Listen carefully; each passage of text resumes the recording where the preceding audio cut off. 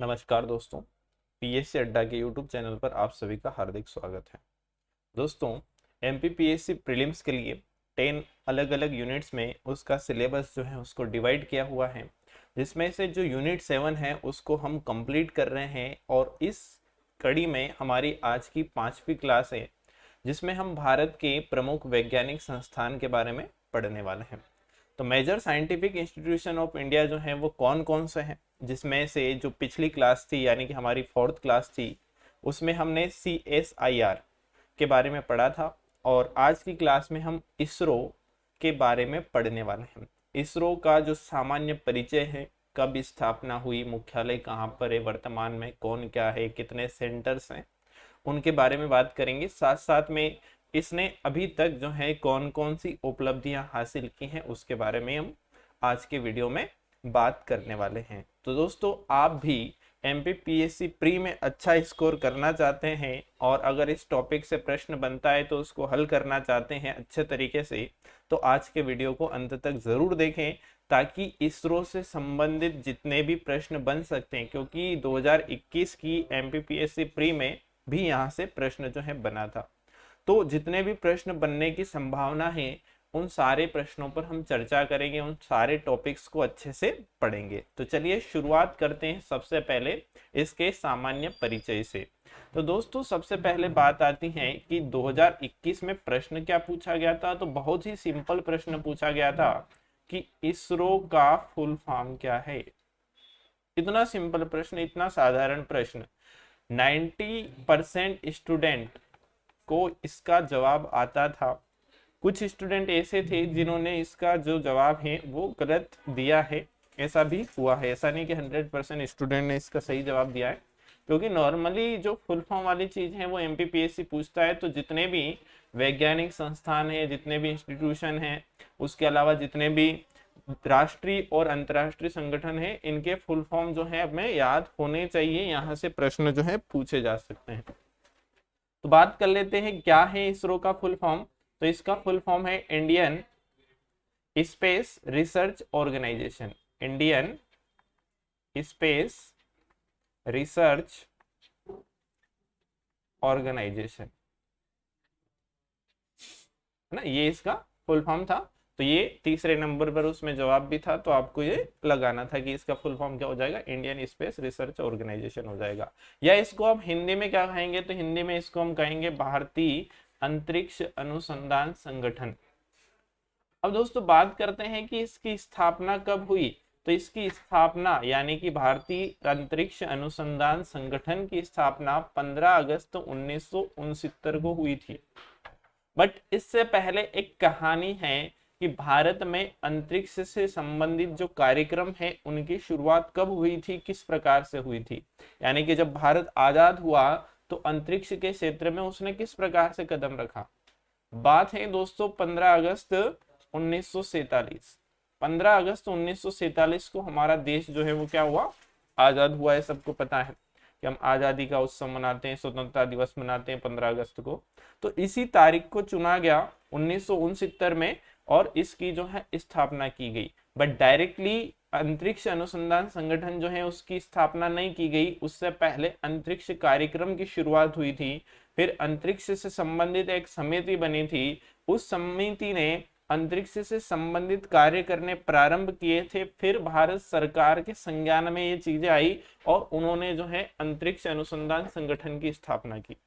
तो जब 15 अगस्त 1947 की अगर हम बात करें, तो भारत जो है भूखमरी जैसी समस्या से जूझ रहा था। अंतरिक्ष के बारे में सोचने का बिल्कुल भी टाइम नहीं था, क्योंकि भारत का क्या हुआ था, विभाजन हुआ था, पाकिस्तान और भारत, और साथ साथ में जो पूर्वी पाकिस्तान है, बांग्लादेश, इन 3 टुकड़ों में भारत जो है बढ़ चुका था। अब उसके बाद भारत के जो प्रमुख वैज्ञानिक हुए उसमें से एक थे विक्रम साराभाई। विक्रम साराभाई के नेतृत्व में साल 1962 में, 1962 में तत्कालीन प्रधानमंत्री पंडित जवाहरलाल नेहरू के द्वारा भारत के लिए एक अंतरिक्ष समिति का गठन किया गया, जिसको कहा जाता है भारतीय राष्ट्रीय अंतरिक्ष अनुसंधान समिति। अंतरिक्ष अनुसंधान समिति। तो इस समिति का क्या किया गया, गठन किया गया। कब, 1962 में। और इसके चीफ या अध्यक्ष किसको बनाया गया, विक्रम साराभाई को बनाया गया। तो विक्रम साराभाई जो है, इन्हीं को क्या कहा जाता है, भारतीय अंतरिक्ष कार्यक्रम के जनक कहा जाता है। और ये प्रश्न कब पूछा गया था, तो एमपीपीएससी 2020 में ये प्रश्न पूछा गया था प्रीलिम्स में। एमपीपीएससी प्रीलिम्स 2020 में ये प्रश्न पूछा गया था कि भारतीय अंतरिक्ष कार्यक्रम के जनक कौन है। तो विक्रम साराभाई जो है भारतीय अंतरिक्ष कार्यक्रम के जनक हैं।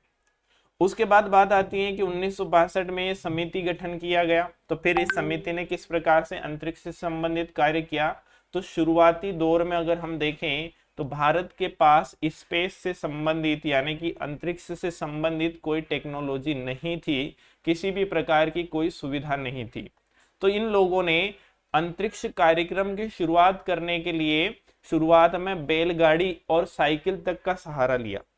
उनके माध्यम से ये सैटेलाइट्स जो है उनको बनाने की प्रोसेस करते थे, उनको एक स्थान से दूसरे स्थान तक ले जाते थे। इसलिए कहा जाता है कि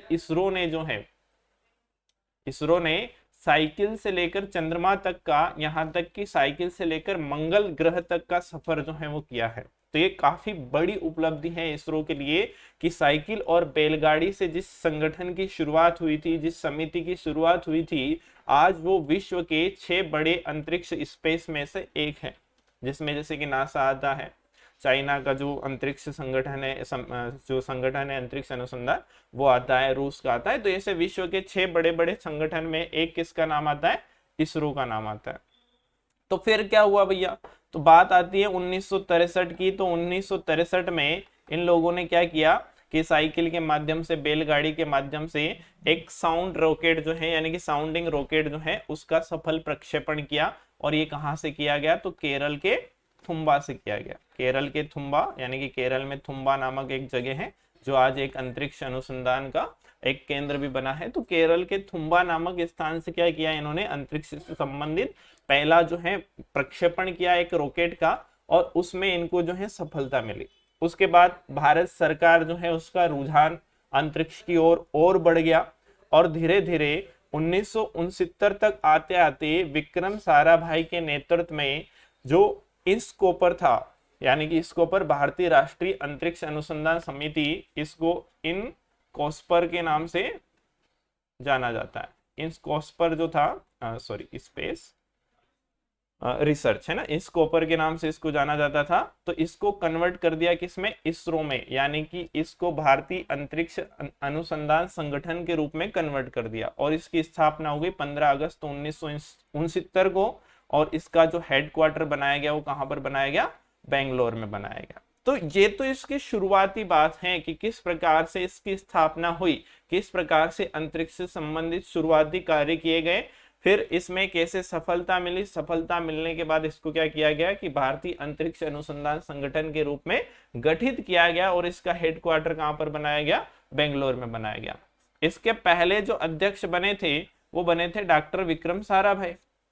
उसके बाद जो के सिवान थे उनको जो है सतीश धवन जो थे उनको इसका जो है अध्यक्ष बनाया गया था। तो सतीश धवन को ही पहला अध्यक्ष जो है इसरो का माना जाता है, क्योंकि विक्रम साराभाई जो है इसको यहाँ से यहाँ तक लेकर आए थे। तो ये भी पूछा जा सकता है कि इसरो के पहले अध्यक्ष कौन थे, तो जो सतीश धवन है वो इसरो के पहले अध्यक्ष जो है बने थे। फिर अब क्या किया कि भारत सरकार ने इसकी और ध्यान देना शुरू किया, इसके लिए फंड जुटाने की व्यवस्था की गई। अब इससे रिलेटेड एक आयोग और एक विभाग की स्थापना की गई। तो अंतरिक्ष विभाग, भारत में क्या किया गया कि अंतरिक्ष विभाग जो है उसकी स्थापना की गई। और ये कब की गई, तो अंतरिक्ष विभाग की स्थापना 1972 यानी कि 1972 में भारत में अंतरिक्ष विभाग जो है बना। अंतरिक्ष विभाग बना और अंतरिक्ष आयोग भी बना, यानी कि अंतरिक्ष से संबंधित आयोग और अंतरिक्ष से संबंधित विभाग जो है भारत सरकार में इसकी स्थापना कब हुई, तो 1972 में इन दोनों की जो है स्थापना हुई। उसके बाद अब टारगेट था कि इसरो करेगा क्या, इसरो करता क्या क्या है अभी वर्तमान में अगर हम देखें तो वर्तमान में अगर हम देखें तो इसरो जो है वो क्या करता है, कुछ महत्वपूर्ण कार्य करता है, जैसे कि उपग्रह का निर्माण करता है, जो सैटेलाइट होती है उनका निर्माण करता है। सैटेलाइट को अपनी कक्षा में पहुंचाने के लिए जो व्हीकल होते हैं, यानी कि हम उनको कह सकते हैं SSLV, है ना, PSLV, GSLV, वो जो व्हीकल होते हैं उनका भी निर्माण करता है। और उपग्रह और जो व्हीकल हैं इनसे संबंधित जो केंद्र हैं वो भी इसरो के द्वारा बनाए गए हैं। और इन सब से संबंधित जो टेक्नोलॉजी थी वो शुरुआत में भारत के पास नहीं थी। अब इसरो कैसे कार्य करेगा जब ना तो उपग्रह बनाने की कोई टेक्निक है, ना व्हीकल बनाने की कोई टेक्निक है, ना कोई ऐसा केंद्र है जहां से इनको जो है प्रक्षेपित किया जा सके। तो फिर क्या किया गया इसरो के द्वारा कि सबसे पहले हम उपग्रह बनाएंगे। क्या बनाएंगे? अपना उपग्रह बनाएंगे। हम चाहे विदेशों से हेल्प ले लेंगे इसको प्रक्षेपित करने के लिए, और विदेशों के वाहन जो है यानी कि उनके जो व्हीकल है उनका यूज करके भी हम क्या कर सकते हैं कि हमारे उपग्रह को लॉन्च कर सकते हैं। तो सबसे पहला टारगेट है कि जो जिससे संबंधित हमें अनुसंधान करना है, रिसर्च करनी है, उसको बनाया जाए। तो सबसे पहले क्या बनाया गया? सैटेलाइट बनाई गई, उपग्रह बनाया गया।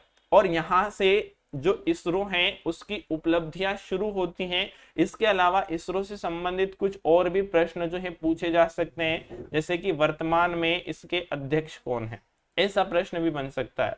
तो एस सोमनाथ, ये याद रखना है आप लोगों को कि एस सोमनाथ नाम के जो व्यक्ति हैं वो इसरो के क्या हैं? अध्यक्ष हैं वर्तमान में। इनसे पहले कौन थे यानी कि पूर्व अध्यक्ष कौन थे? तो के सिवान जो हैं वो इसरो के पुराने यानी कि पूर्व अध्यक्ष थे एस सोमनाथ से पहले। ये दोनों नाम भी आप लोगों को याद रखने हैं। अब हम बात करते हैं इसरो की उपलब्धियों के बारे में कि इसरो ने अभी तक जो है क्या क्या उपलब्धियां प्राप्त की हैं। तो सबसे पहले बात आती है कि 1972 में जब अंतरिक्ष विभाग और अंतरिक्ष आयोग की स्थापना की गई, उसके बाद 3 साल तक भारत के जो वैज्ञानिक थे उनके द्वारा एक उपग्रह के हार्डवेयर का निर्माण किया गया, जिसको जाना जाता है आर्यभट्ट के नाम से। किसके नाम से जाना जाता है? आर्यभट्ट के नाम से जाना जाता है। इस आर्यभट्ट नामक उपग्रह को बनाने में कितना समय लगा? 3 साल का समय लगा। अब हमारे पास जो है इसको ले जाने के लिए व्हीकल भी नहीं है, यानी कि कोई भी वाहन नहीं है जिसके माध्यम से इसको जो है अंतरिक्ष में ले जाया जाए, और ना ही कोई प्रक्षेपण केंद्र है। तो फिर क्या किया गया? विदेशों की सहायता ली गई, उनके व्हीकल्स के माध्यम से, उनके प्रक्षेपण केंद्र के द्वारा आर्यभट्ट को जो है अंतरिक्ष की कक्षा में भेजा गया। तो बात आती है 19 अप्रैल 1975। यही वो डेट थी जब आर्यभट्ट नामक पहले उपग्रह को क्या किया गया? इसरो के द्वारा बनाया गया और अंतरिक्ष में सफल प्रक्षेपित किया गया। और इसके लिए सोवियत संघ की इस जो प्रक्षेपण केंद्र था उसके द्वारा और उनके ही व्हीकल के द्वारा इसको क्या किया गया? तो अंतरिक्ष में जो है प्रक्षेपित किया गया। ये भारत के लिए बहुत बड़ी उपलब्धि थी, इसरो के लिए बहुत बड़ी उपलब्धि थी। तो उपलब्धियों से भी प्रश्न पूछे जाते हैं। तो पूछा जा सकता है भारत का पहला उपग्रह कौन सा था? तो भारत का पहला उपग्रह था आर्यभट्ट। और आर्यभट्ट को कहां से प्रक्षेपित किया गया? तो सोवियत संघ का जो प्रक्षेपण केंद्र है वहां से इसको जो है प्रक्षेपित किया गया। कब किया गया? 19 अप्रैल 1975 को इसको जो है प्रक्षेपित किया गया।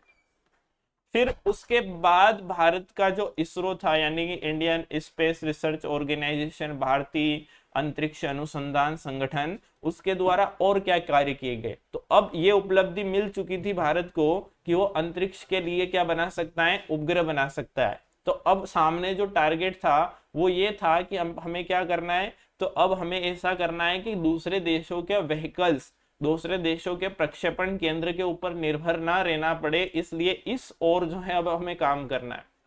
तो लगभग 5 साल के बाद 18 जुलाई 1980 को भारत ने अपना पहला व्हीकल जो है उसका निर्माण कर लिया, और उस व्हीकल को कहते हैं SLV-3।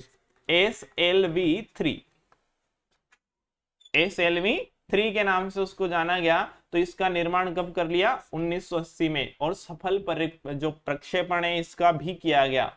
तो SLV जो है क्या है? तो सैटेलाइट लॉन्चिंग व्हीकल, और इसको 3 नाम दिया, मतलब 3rd जनरेशन का ये था। तो SLV-3 इसको कहा गया। तो SLV-3 के द्वारा रोहिणी नामक एक उपग्रह था, RS रोहिणी उपग्रह RS फर्स्ट, इसको क्या किया गया? इसका सफल प्रक्षेपण किया गया। इससे भारत के पास एक और टेक्नोलॉजी आ चुकी थी 18 जुलाई 1980 तक। वो क्या थी कि भारत अब अपने खुद के व्हीकल जो है उनका निर्माण करने लगा था। किसी दूसरे देश के व्हीकल के माध्यम से अब उपग्रह जो है उनको प्रक्षेपित नहीं करना पड़ेगा। भारत ने अपने खुद के क्या बना लिए, व्हीकल बना लिए। यानी कि भारत का पहला सैटेलाइट लॉन्चिंग व्हीकल जो था वो SLV के नाम से जाना जाता है, SLV-3 के नाम से। और ये कब जो है बनाया गया था, सबसे पहला प्रयोग कब किया गया, 18 जुलाई 1980 को इसका पहला प्रयोग किया गया। और क्या उपलब्धियां हासिल की हैं, तो 1983 में 1983 का वर्ष था, उस समय इसरो ने इनसेट 1B नाम का एक उपग्रह जो है उसको लॉन्च किया। इनसेट 1B नाम का जो उपग्रह था उसको क्या किया इन्होंने, यानी कि इंडियन सैटेलाइट 1B, इसको हम कह सकते हैं, इसका फुल फॉर्म ये हो जाएगा। इन से मतलब इंडिया, सेट से यानी कि सैटेलाइट 1B इसको नाम दिया गया। तो ये जो उपग्रह था, ये जो सैटेलाइट था, उसको प्रक्षेपित करने के बाद भारत के पास खुद का दूरसंचार का जो है या मौसम पूर्वानुमान का एक सैटेलाइट जो है वो स्थापित हो चुका था। और ये कब हुआ, 1983 में। इसके माध्यम से दूरसंचार, यानी कि जितना भी दूरसंचार होता है, दूरदर्शन का प्रसारण होता है और मौसम का पूर्वानुमान होता है, वो भारत को अब विदेशों के ऊपर निर्भर रहना नहीं पड़ेगा। तो 1983 में ये टेक्नोलॉजी जो है उसको भी किसने बना दिया, इसरो के द्वारा जो है बना दिया गया कि जितने भी संचार से संबंधित, दूरदर्शन के प्रसारण से संबंधित और मौसम के पूर्वानुमान से संबंधित जो विदेशों के ऊपर निर्भरता थी उसको इसरो ने खत्म कर दिया। तो इनसेट 1B को कब जो है सफल परीक्षेपण किया गया इसका, तो 1983 में किया गया। उसके बाद जो SLV था वो क्या करता था कि केवल 300-400 किलो के जो सैटेलाइट थे उनको ही प्रक्षेपित कर सकता था। और केवल वो कौन सी कक्षा में कर सकता था, तो लियो जो कक्षा होती थी पृथ्वी की, उसमें ही प्रक्षेपित उनको कर सकता था। अब कक्षाएं क्या होती हैं, तो ये उपग्रह जो होते हैं, उपग्रह प्रणाली जो है उसके बारे में जब हम पढ़ेंगे तो सारी उपग्रहों की कक्षाओं के बारे में पढ़ेंगे। क्या होती है भूस्थितिक कक्षा, क्या होती है मियो, क्या होती है लियो, क्या होती है जियो। तो ये अलग अलग जो है जो सैटेलाइट होती हैं उनकी कक्षा होती है, उनका ऑर्बिट होता है। तो उसके बारे में अब हम पढ़ेंगे जब उपग्रह के बारे में पढ़ेंगे, वो नेक्स्ट क्लास होगी अगली, या इससे 1-2 क्लास के बाद वो होगा। तो PSLV क्या है, तो PSLV जो है ये एक प्रकार का व्हीकल है। और इसको बनाने के बाद इसरो के पास ये टेक्नोलॉजी आ गई थी कि बड़े हो छोटे हो, कैसे भी सैटेलाइट हो, कितना भी दूर भेजना हो, दूसरे देश के व्हीकल के ऊपर निर्भरता जो है पूरी तरह से खत्म हो गई। और PSLV के बनने के बाद 50 से ज्यादा जो उपग्रह है, सैटेलाइट है, उनको लॉन्च किया जा चुका है। 1994 में PSLV को बनाया गया। इसको क्या कहते हैं, पोलर सैटेलाइट लॉन्चिंग व्हीकल, यानी कि जो ध्रुवी कक्षा होती है वहां पर अगर किसी सैटेलाइट को लॉन्च करना है तो किसका यूज करना पड़ेगा, PSLV का। PSLV के माध्यम से ही मंगलयान जैसे मिशन में भी जो है सफलता हासिल की, यानी कि मंगलयान के लिए PSLV जो लॉन्चिंग व्हीकल है उसी का यूज किया गया था। तो ये कब बना था, 1994 में। और उसके बाद बड़े छोटे किसी भी कक्षा में जो उपग्रह हैं उनको प्रक्षेपित करना है, वहां पर उनको ले जाना है, तो उसके लिए PSLV का यूज किया जाने लगा, विदेशों पर निर्भरता खत्म हो गई। तो ये भी एक बड़ी उपलब्धि थी इसरो के लिए। उसके बाद नंबर आया चंद्रयान का। चंद्रयान फर्स्ट, दोस्तों ये प्रश्न जो है एग्जाम में पूछा हुआ है, पूछने की संभावना भी पूरी रहती है। चंद्रयान फर्स्ट 22 अक्टूबर 2008 को चंद्रमा पर भेजा गया, भारत का पहला मिशन था, इसलिए इसको चंद्रयान फर्स्ट के नाम से जानते हैं। इसको भी कैसे भेजा गया, PSLV के माध्यम से भेजा गया। ये चंद्रमा पर मिशन जो है सक्सेस रहा था, यानी कि क्या रहा था, सफल रहा था। और इसमें क्या किया गया कि चांद के ऊपर, यानी कि जो चंद्रमा है उस पर पानी की खोज की गई। और चंद्रमा पर पहुंचने वाला भारत जो है 4th कंट्री बन चुका था, चौथा देश बन गया था। 3 देश इससे पहले चंद्रमा पर पहुंच चुके थे और चौथा देश कौन सा था चंद्रमा पर पहुंचने वाला, तो इंडिया था। और कब पहुंचा था, 22 अक्टूबर 2008 को। इसने चंद्रमा पर पानी की खोज की और भारत का जो झंडा था, तिरंगा था, उसको भी चंद्रमा पर जो है इस मिशन के दौरान वहां पर लहराया गया।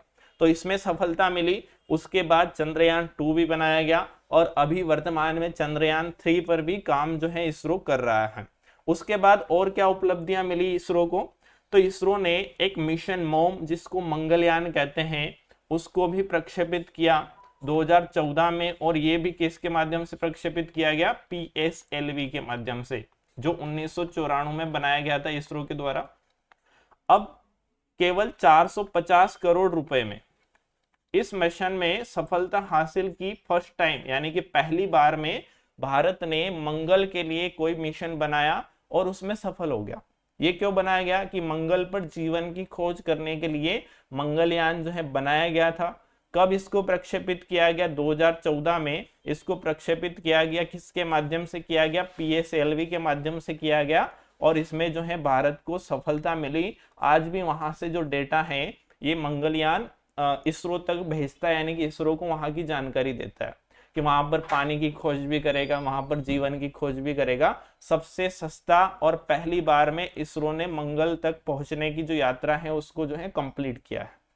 तो ये भी एक बड़ी उपलब्धि है कि मंगल तक भारत जो है पहली बार में पहुंच गया। बाकी जैसे नासा वगैरह उनको काफी टाइम लगा, बहुत सारे मिशन उनके फेल हो गए, उसके बाद उनको सक्सेस मिली, बट इसरो को फर्स्ट टाइम में ही वहां जाने में सक्सेस मिल गई। उसके बाद 15 फरवरी 2017 को एक और कीर्तिमान इसरो के द्वारा स्थापित किया गया। वो किया गया 104 उपग्रहों को एक ही व्हीकल के माध्यम से उनकी कक्षा में प्रक्षेपित करना, और ऐसा करने वाला विश्व का पहला देश जो है इंडिया बन गया, या पहला संगठन जो है वो कौन बन गया, इसरो। 104 उपग्रहों को एक साथ उनकी कक्षा में प्रक्षेपित करने का काम जो है PSLV C-37 नाम का एक व्हीकल था उसके माध्यम से किया गया, और ये किसके द्वारा बनाया गया, तो ये इसरो के द्वारा बनाया गया। तो ये भी एक कीर्तिमान जो है इसरो के द्वारा रचा गया। उसके बाद नेविगेशन सैटेलाइट, यानी कि जैसे GPS वगैरह का यूज करते हैं, तो वो जो है दूसरे यानी कि नासा का जो है नेविगेशन सिस्टम है। तो ऐसा ही सैटेलाइट जो है 11 अप्रैल 2018 को इंडिया के द्वारा भी बनाया गया और उसको सफल जो है प्रक्षेपित किया गया अपनी कक्षा में, जिसको कहते हैं Indian research navigation satellite system. तो ये जो सिस्टम है ये भारत का एक अपना नेविगेशन सिस्टम है, जिससे मौसम संबंधी जानकारी भी प्राप्त की जा सकती है, लोकेशन से संबंधित जो जानकारी होती है वो भी इससे प्राप्त की जा सकती है। तो इसमें इसको बनाने में भी इसरो को जो है सफलता हासिल हुई है, और 11 अप्रैल 2018 को इसको सफल अपनी कक्षा में जो है प्रक्षेपित कर दिया गया। उसके बाद इसरो ने एक और कीर्तिमान स्थापित किया 27 मार्च 2019 को, और ये क्या कीर्तिमान था, एसेट यानी कि एंटी सैटेलाइट। बहुत सारे सैटेलाइट अंतरिक्ष में ऐसे हैं जो डेड कंडीशन में बट अभी भी वहां पर घूम रहे हैं, तो उनको खत्म करने के लिए एंटी सैटेलाइट सिस्टम जो है इसरो के द्वारा 27 मार्च 2019 को बनाया गया, और उसमें बहुत सारे जो डेड उपग्रह थे जो कोई काम नहीं कर रहे हैं, जिनसे संपर्क जो है खत्म हो गया है, उन उपग्रहों को मार गिराया, यानी कि उनको वहां से खत्म किया है। अंतरिक्ष का जो कचरा है उसको खत्म किया जाने के लिए एंटी सैटेलाइट सिस्टम की शुरुआत 27 मार्च 2019 से इसरो के द्वारा की गई। उसके बाद 22 जुलाई 2019 को इसरो ने अपना एक असफल अभियान किया था, हालांकि बहुत हद तक उसमें सफलता मिली थी, उसको कहते हैं चंद्रयान 2। और चंद्रयान 2 में जो गलतियां हुई हैं उनको सुधारने के लिए चंद्रयान 3 पर अभी जो है इसरो काम कर रहा है। तो चंद्रयान 2 जो है उससे प्रश्न आ सकता है कि ये कब प्रक्षेपित किया गया था, तो ये 22 जुलाई 2019 को प्रक्षेपित किया गया था। इसके 3 पार्ट थे, जैसे कि एक रोवर था प्रज्ञान, एक इसका जो ऑर्बिट था चंद्रमा की वहां पर उसको पहुंचाया गया, फिर उसको चंद्रमा पर जाना था, और ये साउथ पोल के लिए किया गया था, इसलिए इसमें असफलता मिली थी कि चंद्रमा का जो साउथ पोल है, दक्षिणी ध्रुव, जो पृथ्वी से कभी नहीं दिखता है, जिसको शांति का सागर भी कहते हैं, वहां पर रिसर्च करने के लिए चंद्रयान 2 जो है बनाया गया था। इसमें कुछ हद तक सफलता मिली थी, बाकी जो प्रज्ञान था उससे इसरो का संपर्क जो है टूट गया था जब वो लैंड कर रहा था, इसलिए इसको असफल अभियान जो है माना जाता है। और ये किसके द्वारा भेजा गया, तो GSLV जो है, जियो सिंक्रोमल जो सैटेलाइट लॉन्चिंग व्हीकल है मार्क 3, उसके द्वारा इसको जो है लॉन्च किया गया था। और इसरो ने ये सफलता भी हासिल कर ली कि इसने जो है GSLV, पहले SLV बनाया था, फिर SSLV बनाया, फिर PSLV और अब जो है GSLV, यानी कि ये भी एक लॉन्चिंग व्हीकल है, जियो सिंक्रोनोमस लॉन्चिंग व्हीकल इसको हम कह सकते हैं। तो ये जो है ये भी इसरो के द्वारा जो है बना लिया गया है और इसके द्वारा अब जो है और लंबी दूरी के जो उपग्रह हैं, अलग अलग सैटेलाइट है, उनको भेजने का काम जो है किया जा रहा है। उसके अलावा 22 जनवरी 2020 को इसरो का जो बेंगलोर वाला सेंटर है वहां से एक महिला रोबोट व्योमित्र या अर्धमानवी महिला रोबोट, यानी कि इसको ह्यूमनॉइड रोबोट हम कह सकते हैं, व्योमित्र जो है बनाया गया। और ये प्रश्न भी 2020 में पूछा गया था कि व्योमित्र नामक रोबोट, हालांकि ये रोबोटिक्स का पार्ट है जो 9th यूनिट के अंतर्गत आता है, तो व्योमित्र नामक रोबोट जो है किसके द्वारा बनाया गया, तो इसरो के द्वारा बनाया गया। और ये ह्यूमनॉइड रोबोट है जिसे अर्धमानवी रोबोट भी हम कह सकते हैं। ये भी इसरो की एक उपलब्धि है। और आने वाले समय में कुछ और उपलब्धियां जो है इसरो हासिल करने वाला है, जिसमें सूर्य की स्टडी के लिए, सन के अध्ययन के लिए क्या किया जाएगा, आदित्य L1 नाम का एक मिशन जो है उसको करना है। 2023 उसका टारगेट रखा गया है, अभी पहले 2022 था और अभी 2023 में उसको जो है प्रक्षेपित करेंगे। तो सूर्य का अध्ययन करेगा कि सूर्य के कौन कौन से लेयर्स है, कौन कौन से पार्ट हैं, कितना टेम्परेचर है, कहाँ पर क्या है।